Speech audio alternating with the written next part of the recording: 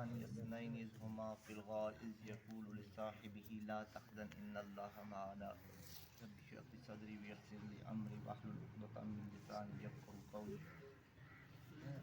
دوستو، جمادی الثانی کا مہینہ ہے۔ حضرت صدیق اکبر عاشق اکبر رضی اللہ تعالیٰ عنہ ان کا یہ مہینہ ہے۔ 22 جمادی الثانی کو حضرت صدیق اکبر رضی اللہ تعالیٰ عنہ کا یوم وفات ہے، اور مفسرین یہاں تک لکھتے ہیں کہ ان کا یہ یوم شہادت ہے۔ کیوں؟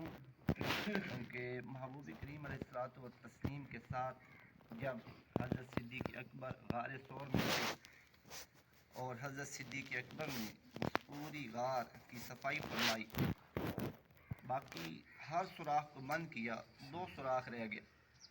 ان 2 سوراخوں کے اوپر حضرت صدیق اکبر اپنی ایڑیاں رکھ کے کھڑے ہوئے اور حضور کو فرمایا کہ آپ آرام فرمائیے۔ حضور حضرت صدیق اکبر کی گود میں سر اقدس رکھ کے آرام فرمانے لگے۔ اس دوران حضرت صدیق اکبر کو ان 2 سوراخوں سے سانپ نے ڈنگ مارا، ڈسا، جس سے آپ کی آنکھوں سے آنسو جاری ہوئے۔ وہ آنسو جب حضور کے چہرے اقدس پر آئے تو حضور نے فرمایا، اے ابو بکر تجھے کیا ہوا، رو کیوں رہے ہو؟ تو حضرت صدیق اکبر نے فرمایا، یا رسول اللہ مجھے کسی چیز نے ڈس لیا ہے، رضعت، مجھے کسی چیز نے ڈس لیا۔ تو وہ جو سانپ تھا، جو زہر تھا، حضور نے لعاب لگایا تو وہ ختم ہو گیا اس کا اثر، لیکن جب آپ کا وقت وفات آیا تو وہ جو اثر تھا سانپ کے زہر کا وہ واپس آیا، اور اس زہر کے اثر کی وجہ سے آپ نے وفات پائی۔ اس لیے مفسرین لکھتے ہیں کہ یہ آپ کو شہادت کا بھی ثواب دیا گیا، آپ مقام شہادت پہ بھی فائز ہوئے، اور اس سے اوپر والا جو درجہ ہے مقام صدیقیت، وہ بھی آپ کو اللہ نے عطا فرمایا۔ تو 4 درجے ہیں۔ پہلا درجہ انبیاء کا ہے، جس کے بارے میں ہم ہر نماز میں پڑھتے ہیں، انعمت علیہم، اے اللہ ان کے راستے پہ چلا جن پہ تو نے انعام کیا۔ تو انعام یافتہ 4 درجے ہیں۔ پہلا کیا ہے؟ انبیاء، نبوت کا درجہ سب سے اوپر۔ اس کے بعد نچلا درجہ ہے صدیقیت کا، جو صدیق ہیں وہ اس درجے میں، اور حضرت ابوبکر صدیق ہیں، یہ اس درجے پر فائز۔ اس کے اگلا جو درجہ ہے وہ ہے شہداء کا، جو اللہ کی راہ میں اپنی جان نشاور کر دے وہ شہید ہو جاتا ہے۔ باقی کوئی بھی نیکی ہو وہ شہید کے درجے کو پھر نہیں پہنچتی۔ اور شہداء کے بعد کا جو درجہ ہے وہ اولیاء کا ہے، عام نیکوکاروں کا، جو نیکی کرتا ہے، اچھے اعمال کرتا ہے، صالحین میں شامل ہو جاتا ہے، تو وہ پھر 4تھے درجے پہ رہتا ہے۔ تو حضرت ابوبکر صدیق کو نبوت کے بعد والے 3 درجے حاصل ہیں۔ آپ مقام صدیقیت پہ بھی ہیں، آپ مقام شہادت پہ بھی ہیں، اور آپ مقام صالحین پہ بھی فائز ہیں۔ اس لیے اہل سنت کی یہ عقیدہ رہا کہ افضل البشر بعد الانبیاء بالتحقیق ابی بکر صدیق، افضل بشر جو انبیاء کے بعد اس روئے زمین پر ہیں ان میں سب سے اوپر والا درجہ حضرت ابوبکر صدیق، ثم عمر فاروق، اس کے بعد حضرت عمر فاروق کا درجہ، ثم عثمان ذی النورین، پھر اس کے بعد حضرت عثمان غنی، ثم علی المرتضیٰ، پھر حضرت علی مولا مرتضیٰ مشکل کشا کا درجہ۔ اور حضرت علی مرتضیٰ نے خود فرمایا، جو مجھے ابو بکر اور عمر پر فضیلت دے گا میں اس کو حد مفتری لگاؤں گا، 80 کوڑے، جو کسی پہ تہمت لگاتا ہے وہ والی سزا میں لگاؤں گا 80 کوڑے۔ لہٰذا کوئی بھی فرمایا مجھے ابو بکر اور عمر سے اوپر فضیلت نہ دے، تو یہ انہوں نے اپنی ساری زندگیوں کے اندر اس چیز کو نچوڑ رکھا ہے۔ اللہ تعالیٰ نے اس آیت میں فرمایا، ثانی اثنین اذ ہما فی الغار، 2 میں سے دوسرا، جب وہ دونوں غار میں تھے، غار ثور میں، اذ یقول لصاحبہ، جب حضور نے اپنے صاحب اور صحابی کو کہا، لا تحزن، ہم نہ کر، ان اللہ معنا، اللہ ہم دونوں کے ساتھ۔ تو اللہ نے قرآن کے اندر ابو بکر کو صاحب کہا ہے، صحابی۔ حضرت ابو بکر کی صحابیت کا تو قرآن خود گواہ ہے، قرآن خود گواہ ہے۔ لہٰذا ابو بکر پاک کی صدیقیت کا اور آپ کی صحابیت کا جو انکار ہے وہ قرآن کی اس آیت کا انکار بنے گا۔ اس لیے ہمیشہ سے مفسرین اس بات میں متفق چلے آئے ہیں کہ ابو بکر پاک کی صحابیت کا انکار کفر ہو جاتا ہے، کیونکہ قرآن کا واضح انکار ہو جاتا ہے۔ فرمایا ان اللہ معنا، اے ابو بکر اللہ تیرے اور میرے ہم دونوں کے ساتھ ہے. دشمن اگرچہ اوپر کھڑا ہے اور اوپر سے نیچے دیکھے تو ہم نظر آ جائیں گے، لیکن تیرا کیا خیال ہے جن کے ساتھ تیسرا اللہ ہو، کیا ان کو کوئی نقصان ہو سکتا ہے؟ تو دشمن نے دیکھا کہ سامنے جالا بنا ہوا ہے، سامنے جالا بنا ہوا ہے اور کبوتر نے سامنے انڈے دے رکھے. تو دشمنوں نے کہا کہ اگر کوئی اندر جاتا تو یہ جالا ٹوٹتا، اور اگر یہاں پہ کوئی انسان آتا تو یہاں پہ یہ کبوتری کبھی انڈے نہ دیتے. تو یہ دو چیزیں دیکھ کے وہ واپس چلے گئے. تو اب وہ کبوتری جس نے حضور کی حفاظت کے لیے انڈے دیے، اس کو پھر انعام کیا دیا گیا؟ مفسرین لکھتے ہیں کہ آج بھی مکہ معظمہ اور مدینہ منورہ کے اندر جو کبوتر ہیں، جو وہاں پہ کبوتر رہتے ہیں، جن کو وہاں پہ رہنے کی اجازت دی گئی ہے، وہ اسی کبوتری اور کبوتر کی نسل سے ہیں جنہوں نے حضور کی جان اقدس کی حفاظت کے لیے وہاں پہ خدمت گزاری. تو جنہوں نے ایک دفعہ خدمت کی، یوں ان کی نسلوں کو کبھی وہاں سے نکالا نہیں گیا، ان کو ہمیشہ کے لیے مدینہ اور مکہ میں رہنے کی حاضری کا شرط دے دیا گیا. تو اگر ہم حضور کی ناموس کی حفاظت کے لیے کام کریں گے تو اللہ ہمیں اور ہماری نسلوں کو بھی ہمیشہ آباد رکھے. اور حضرت ابوبکر صدیق پاک کے خدمات کا تو کیا کہنا، زندگی کے حضور کے ساتھ ہر لمحہ آپ کھڑے رہے. فرماتے ہیں کہ جب حضور اقدس صلی اللہ علیہ وآلہ وسلم دنیا سے تشریف لے جانے لگے، آخری دن تھا، تو حضور نے فرمایا کہ مرو ابا بکر فلیصلی بالناس، ابو بکر کو حکم دو کہ وہ لوگوں کو نماز پڑھائیں. بخاری شریف کی حدیث. اب حضور حضرت ابوبکر صدیق مصلی امامت پہ کھڑے نماز پڑھا رہے ہیں. فجر کی نماز ہے، آخری دن ہے، حضور آج دنیا سے جا رہے. حضور سہارے کے ساتھ اپنے حجرہ اقدس کے دروازے پر آئے، پردہ ہٹا کے دیکھا ابوبکر صدیق جماعت کرا رہے ہیں، پیچھے صحابہ کی صفیں بنی ہیں.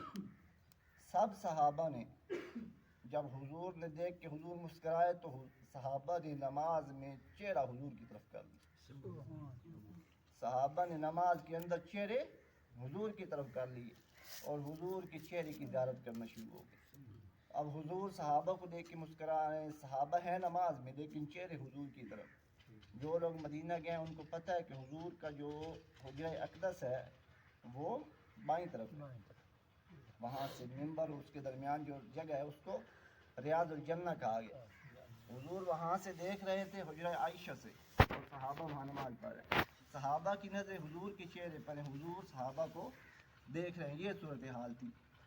صحابہ کہتے ہیں کہ ہمیں ایسے لگا کہ ہم نماز توڑ دیں گے، ہم نماز توڑ دیں گے. اسی اثناء میں حضور نے وہ جو پردہ تھا وہ نیچے ہٹا لیا اور پھر حضور اندر تشریف لے گئے اور پھر وہ حضور کے وفات ہو گئی اسی دن. اب یہاں سے دو مسئلے ہمیں سمجھ آتے. ایک تو مسئلہ ہمیں یہ سمجھ آیا کہ ابو بکر صدیق کو مصلی امامت پہ حضور خود کھڑا کر دیا اور حضور خوش ہیں، اور حضور نے خود حکم دیا ہے کہ ابو بکر کو مصلی امامت پہ کھڑا کر نماز پڑھا. دوسرا یہ سمجھ آیا کہ اگر حضور کا نماز میں خیال کیا، حضور کو کوئی دیکھ بھی لے تو نماز نہیں ٹوٹتی. صحابہ کا عقیدہ کیا ہے، حضور کو دیکھ بھی رہے ہیں، حضور کا خیال بھی آ رہا ہے، حضور پہ نمازوں میں درود بھی پڑھ رہے ہیں، السلام علیکم ایھا النبی بھی پڑھ رہے ہیں، سارا کچھ کہہ رہے ہیں، نماز نہیں ٹوٹ رہی، نماز نہیں ٹوٹ رہی. سمجھ کیا آیا کہ عقیدہ یہ سچا ہے کہ اگر حضور کا خیال دل میں آ بھی جائے نماز میں تو نماز نہیں ٹوٹتی. اور یہ دیوبند کے ایک عالم نے نعوذ باللہ یہ گستاخانہ جملہ لکھا ہے کہ اگر نماز میں حضور کا خیال آ جائے تو نماز ٹوٹ جاتی ہے. یہ لکھے کہ اس سے بہتر ہے کہ گدھے کا خیال آ جائے. تو یہ ہے حضور کی عزت ان کے دلوں میں. میں یہ سوچتا ہوں کہ یہ کیسے ہو سکتا ہے کہ بندہ نماز پڑھے اور درود بھی پڑھے اور حضور کا خیال نہ آئے. جو پڑھتے اللہم صلی علی محمد، کیا اسے محمد حضور کا نام لیتے حضور کا خیال نہیں آئے گا؟ آئے گا، یقیناً آئے گا. تو یہ جو جملے کفریہ اور اس طرح کے گستاخانہ لکھے گئے ہیں، ہمیشہ سے اہل سنت یہ کہتے ہیں کہ ان کو کتابوں سے نکال دو، ان جملوں کو کتابوں سے نکال دو، اس سے توبہ کر لو. اس کی تعویل ہو نہیں سکتی. اس کی کیا تعویل کریں گے؟ کوئی تعویل نہیں ہو سکتی. آپ جتنا مرضی کوشش کر لیں، ادھر ادھر کر لیں، چیز ادھر ہی ہے. یہ وہ چیزیں ہیں جو ہم نہ پھینک سکتے ہیں نہ نگل سکتے. لہٰذا اس کا نتیجہ یہی ہے کہ اس کو کتابوں سے نکالیں، اور اگر اتحاد کرنا ہے دیوبندی بریلوی اختلافات ختم کرنے تو ان چیزوں کو نکالنا پڑے گا، ویسے نہیں ہوں گے۔ اور پھر حضرت صدیق اکبر جب حضور دنیا سے تشریف لے گئے تو آپ کو خلافت پہ بٹھایا گیا۔ حضرت صدیق اکبر نے جو پہلا حکم جاری فرمایا، آپ نے فرمایا کہ اسامہ بن زید کا لشکر حضور نے اپنی زندگی میں روانہ فرمایا تھا، وہ جہاں رکا ہوا ہے وہ وہاں سے ابھی آج ہی فوراً روانہ ہو گیا روم کے خلاف جنگ کے لیے۔ صحابہ نے کہا حالات بہت خراب ہیں، اور ان حالات کے اندر آپ نے اگر یہ لشکر بھیج دیا تو دشمن حملہ کر دے گا۔ آپ نے فرمایا جس لشکر کو حضور خود روانہ کریں، ابو بکر صدیق کی ہمت نہیں ہے کہ اس کو روکے، وہ لشکر جائے گا چاہے ابو بکر صدیق کو اکیلے یہاں مدینے میں دنیا ہلاک کر دے۔ تو یہ تھا ان کا حضور کے حکم کی تعمیل کا انداز۔ یہ کہتے ہیں کہ اپنی جان کی پرواہ نہیں ہے، میں اکیلا بھی رہ جاؤں تو یہ لشکر جائے گا، اور وہ لشکر گیا اور روم کو فتح کر کے آیا۔ اور پھر دشمنوں نے دیکھا کہ جن کے اندر آج بھی اتنی طاقت ہے کہ روم کو شکست دے رہے ہیں تو وہ آگے نہیں بڑھے تھے۔ دوسرا آپ نے حکم یہ جاری فرمایا کہ جو لوگ حضور کی زندگی میں زکوٰۃ دیتے تھے اور اب کہتے ہم زکوٰۃ نہیں دیں گے، ان کے خلاف اعلان جنگ ہے، ان سے ہم جنگ کریں گے۔ اگر حضور کی زندگی میں ایک جانور دیتے تھے ساتھ رسی بھی دیتے تھے، اب کہیں کہ جانور لے جاؤ رسی نہیں دیں گے تو ہم اس رسی کے لیے بھی ان کے خلاف جنگ کریں گے، یہ انداز۔ پھر حضرت عمر نے کہا کہ ذرا نرمی کریں، اتنی سختی نہ کریں، تو آپ نے فرمایا عمر کیا ہو گیا، زمانہ جاہلیت میں تو سخت تھے، اب نرم ہو گئے، آج زیادہ سختی کی ضرورت، تو آپ نے یہ بھی کیا۔ پھر صحابہ نے کہا کہ جنگ یمامہ میں دشمن نے اس نے نبوت کا دعویٰ کر دیا، مسیلمہ کذاب نے، آپ نے کہا اس کے خلاف سارے نکلو، بدر والے بھی جاؤ، احد والے بھی جاؤ، جو پرانے صحابی ہیں وہ بھی جاؤ، نئے بھی ہو، نوجوان ہیں، بوڑھے ہیں، سب جاؤ۔ سب گئے، 1200 صحابہ شہید ہو گئے، جن میں 700 حفاظ تھے۔ تو صحابہ نے کہا یہ حافظ تو شہید ہو رہے ہیں، قرآن مجید جو ہے یہ تو ہمارے سینوں سے ختم ہو جائے گا، تو قرآن مجید کو اکٹھا کیا جائے ایک کتاب کی شکل میں۔ اور جس کے پاس جو قرآن کی آیات تھی وہ اکٹھی کرائی حضرت ابوبکر صدیق نے۔ پہلے جب صحابہ نے کہا کہ آپ اکٹھا کریں تو آپ نے کہا کہ میں وہ کام کیسے کروں جو اللہ کے نبی نے نہیں کیا۔ کچھ دنوں کے بعد حضرت ابوبکر کے دل میں خود آ گیا کہ یہ ہونا چاہیے، تو یہاں سے اہل سنت نے یہ مسئلہ بھی واضح کیا کہ جو کام حضور کے زمانے میں نہیں ہوا اگر وہ اچھا ہو تو بعد میں ہو جانا چاہیے۔ یہ ایسی کوئی بدعت نہیں ہے جس کو بدعت سیئہ کہتے ہیں، یہ بدعت حسنہ ہوتی ہے۔ حضرت ابوبکر صدیق نے جو کام کیا ہے یہ حضور کے زمانے میں نہیں ہوا تھا، پہلے انہوں نے بھی کہا کہ میں نہیں کروں گا، لیکن پھر اللہ نے ان کے دل میں ڈالا اور یہ قرآن ایک کتابی شکل میں جمع ہو گیا، تو یہ مسئلہ بھی ابوبکر صدیق پاک خود حل کر کے گیا۔ تو یہ سارے جو بنیادی مسائل تھے ابوبکر صدیق اپنی زندگی میں حل کر کے گئے۔ جب حضور کی وفات ہوئی تو یہ مسئلہ ہوا کہ اب تدفین کہاں کی جائے، تو حضرت ابوبکر صدیق نے کہا کہ میں نے حضور سے سنا ہے نبی جہاں پہ وفات پاتے ہیں وہیں پہ ان کی تدفین ہوتی ہے، تو جہاں حجرہ عائشہ میں حضرت کی وفات ہوئی ہے وہیں پہ حضور کو دفن کیا جائے گا۔ تو یہ بنیادی مسئلہ بھی آپ نے حل کیا۔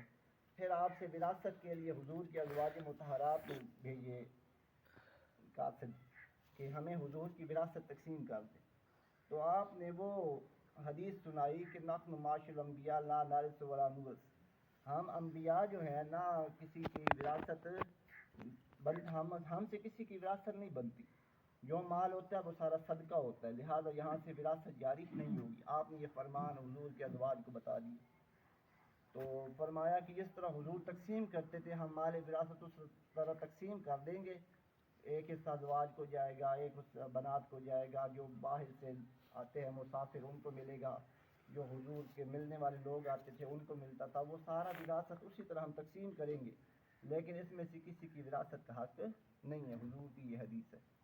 تو یہ تمام چیزیں سیٹل کر کے گئے حضرت ابوبکر صدیق، یہ وہ بنیادی مسائل تھے جو کوئی اور حل نہیں کر سکتا تھا، ان کے لیے حضرت ابوبکر صدیق جیسی ذہانت اور آپ جیسا ہی قابل بندہ چاہیے تھا۔ اور حضور نے خود فرمایا تھا، ایک عورت آئی حضور سے کہا کہ اگر میں آؤں اور اگلی دفعہ آپ نہ ہوں تو میں کس کے پاس جاؤں، تو آپ نے فرمایا ابو بکر کے پاس جانا، تو حضور خود بتا کے گئے تھے یہ ساری چیزیں۔ تو وہ عورت پھر جب آئی تو حضرت ابوبکر صدیق سے ملی اور اپنے مسئلے حل کروائے. تو اس لیے حضرت صدیق اکبر کی شان اور عظمت کو بے حساب ہے، چند منٹوں میں نہیں بیان ہو سکتی.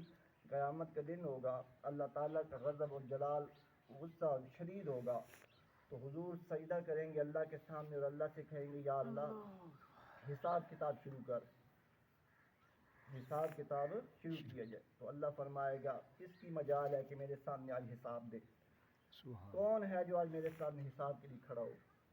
تو حضور صلی اللہ علیہ وسلم حضرت بکر صدیق کا ہاتھ پکڑ کے آگے کر دیں گے،